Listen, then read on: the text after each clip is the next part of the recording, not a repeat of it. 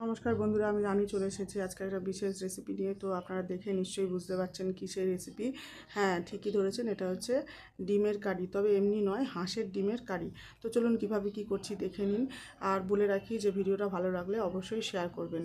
তো প্রথমে ডিমগুলো আমি নুন হলুদ মাখিয়ে ভেজে তুলে রাখলাম। তারপর সেই তেলের মধ্যে জিরে ফোড়ন দিয়ে পেঁয়াজ, আদা, রসুন আর কয়েকটা কাঁচা লঙ্কা পেস্ট করে দিয়েছি। আজকে একটা বিশেষ মশলা এর মধ্যে দেবো।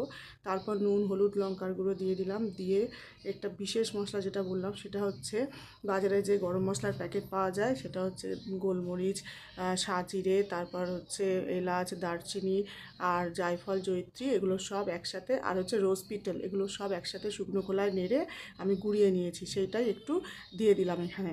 তার মধ্যে দিয়ে দিলাম একটুখানি জিরে আর একটুখানি ধনে গুঁড়ো। তো সব দিয়ে ভালো করে আবার মশলাটা কষানোর পালা।